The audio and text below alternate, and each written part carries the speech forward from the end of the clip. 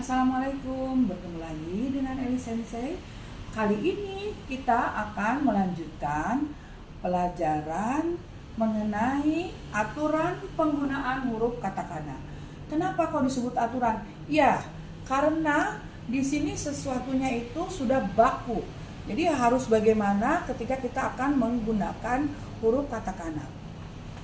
Nanti untuk referensi, Sensei sarankan kalian beli buku ini deh. Ini murah kok bukunya itu.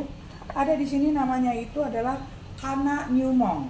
Ya, Kana Newmong ini terbitan Japan Foundation. Ya, saya nggak tahu covernya, tapi yang jelas yang Sensei punya covernya seperti ini. Ada covernya ada macam-macam. Yang penting isinya ya. Judulnya itu adalah buku Kana Newmong. Ya, yuk kita mulai.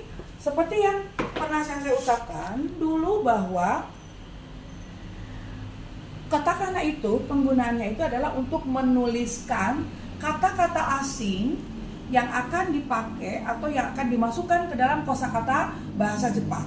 Ya, jadi perhatikan ketika kita menggunakan katakana, selain untuk menggunakan nama kita sebagai orang yang non-Japanese, yang bukan orang Jepang, ya, kata-kata ini juga biasa dipakai di komik-komik atau juga di headline berita, ya, supaya eye-catching. Kemudian juga dipakai juga untuk kata-kata serapan, ya.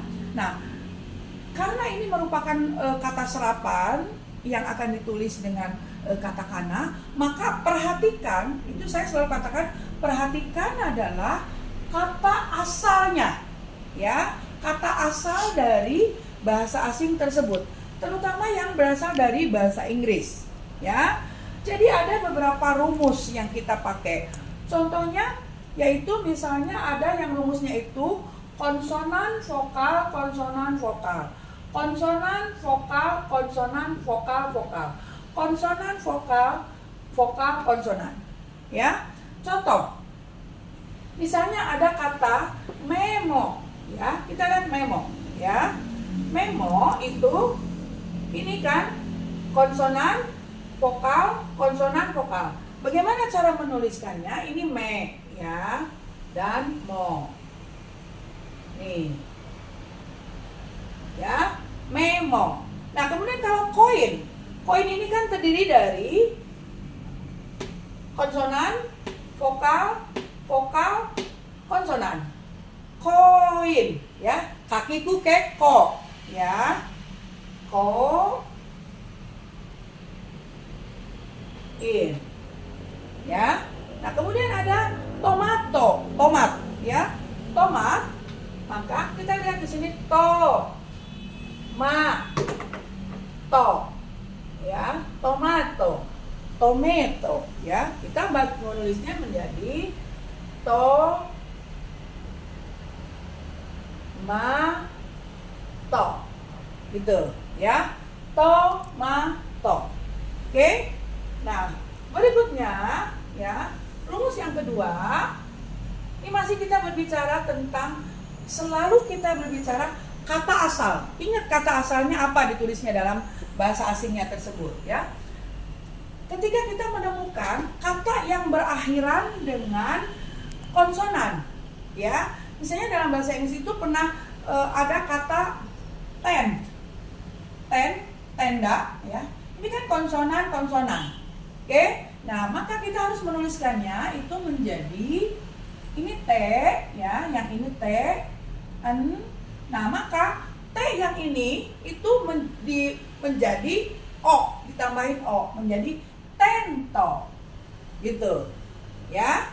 Clear? Nah, kemudian juga itu aturan yang pertama. Jadi kalau misalnya berakhiran dengan T dan D, maka pakai O.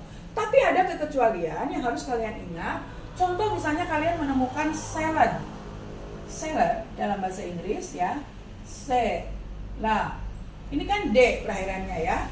Ini tidak pakai O ujungnya tapi pakai A. Contoh sarada. Nah, bukan sarado, ya, tapi salada. Ini hanya kekecualian. Tapi kalau yang lainnya, kalau dia berakhiran dengan T atau D, maka bunyi ujungnya itu menjadi O, ya. misalnya band. Band ya. Ada bahasa asing band nih ya. Ba, N dan akhirannya D, maka kita akan tuliskannya menjadi bando. Gitu.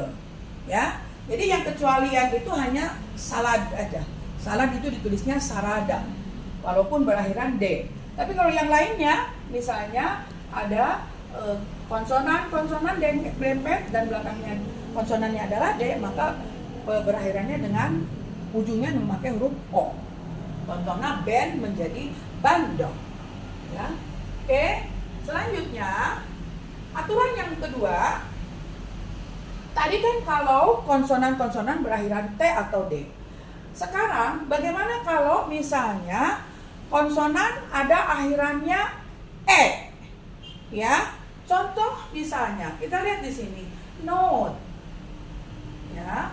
Maka di sini no-nya itu panjang, note. Nah, mengikuti apa? Mengikuti bunyi aslinya. Kalau kita menulis ada kata note, kan bahasa Inggris ya. Itu bahasa Inggrisnya itu kan diucapkannya adalah note. Nah, kita ngikutin bagaimana pronunciation dalam bahasa Inggrisnya tersebut, ya. Contoh lain misalnya, ya. Note, ya, seperti itu. Kemudian berikutnya adalah kita ada aturan yang contoh misalnya food.